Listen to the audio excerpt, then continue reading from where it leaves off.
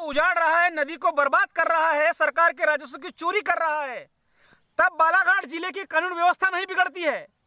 अगर मैं पैदल यात्रा करके नदी बचाने के लिए आमरण अनशन की बात करता हूं, तब बालाघाट कलेक्टर को ऐसा लगता है, एसडीएम को ऐसा लगता है वारासिनी के, और तहसीलदार को ऐसा लगता है खैरलान जी के, कि कानून व्यवस्था बिगड़ रही है। नमस्कार साथियों, मैंने दिनांक 28/1/2025 को बालाघाट एसडीएम गोपाल सोनी, बालाघाट कलेक्टर मृणाल मीना और वारासिनी एसडीएम पांडे जी को एक आवेदन दिया था कि यह जो रेत का अवैध उत्खनन चल रहा है और नदियों को बर्बाद किया जा रहा है, इसको अगर 1 तारीख तक आपने नहीं रोका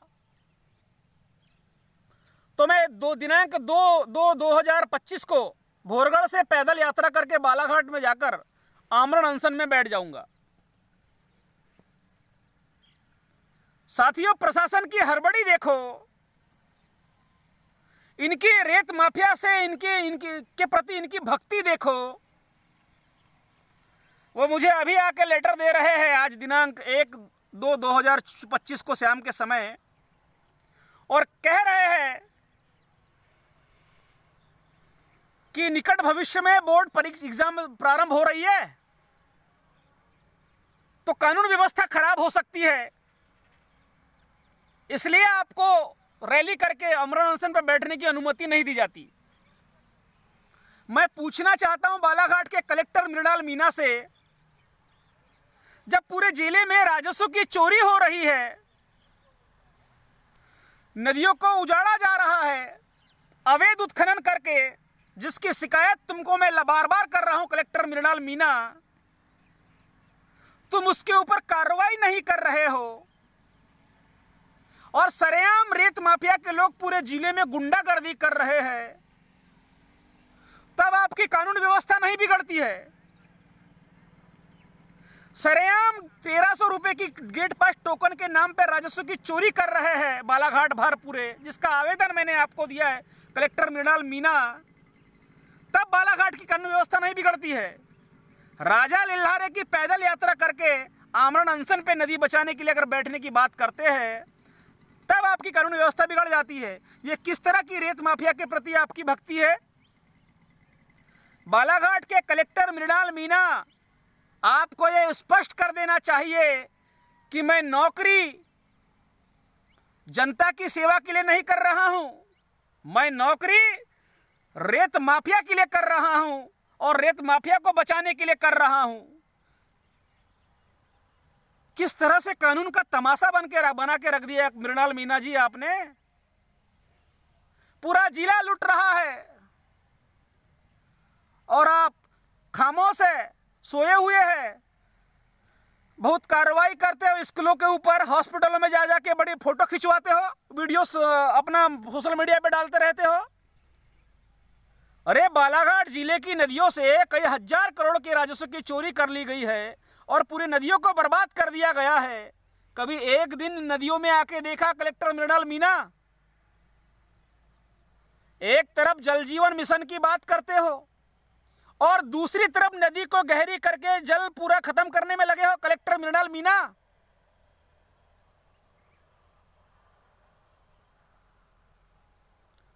तुम लोग मेरा मौलिक और संवैधानिक अधिकार छीन रहे हो धरना प्रदर्शन करने का।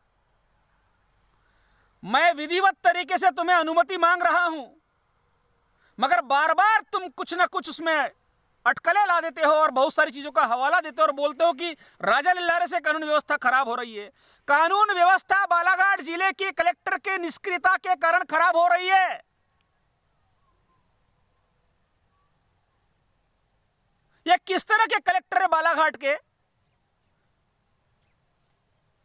और किस तरह के तहसीलदार है, किस तरह के एसडीएम है? रेत माफिया को बचाने के लिए ग्रामीणों को धमकी देते हैं ये लोग, और अपने सानिध्य में राजस्व की चोरी करवाते हैं। क्या इसीलिए तुमने पद ग्रहण किया है अपना, कि देश के संसाधनों को लूट पाए? कलेक्टर मृणाल मीणा जब से बालाघाट आए हैं, बड़ी उम्मीद थी प्रारंभ में कि कलेक्टर मृणाल मीणा इस जिले को सुधारेंगे, मगर कलेक्टर मृणाल मीणा जब से बालाघाट जिले में आए हैं, बालाघाट जिला चारों तरफ से लूट रहा है। बालाघाट में किसान लूट रहा है, जिस पर कोई कार्रवाई नहीं शिकायतों में। बालाघाट में नदियां लूट रही है, उस पर कोई कार्रवाई नहीं शिकायत में। बालाघाट में मनरेगा में गरीब मजदूर लूट रहा है, उसमें दोषी अधिकारियों पे कोई कार्रवाई नहीं बालाघाट में। असल में बालाघाट जिले में कलेक्टर मृणाल ने अपने आप को इसलिए यहां पर ट्रांसफर करवाया है, ऐसा लग रहा है मुझे, कि पूरे बालाघाट जिले को लूटा जा सके और यहां से बड़ी बड़ी मोटी रकम ले जाया जा सके। ऐसा निष्क्रिय कलेक्टर मैंने पहली बार देखा है बालाघाट के इतिहास में। गजब कलेक्टर है, गजब। 8-10 शिकायत करने के बाद भी कोई रिस्पांस नहीं।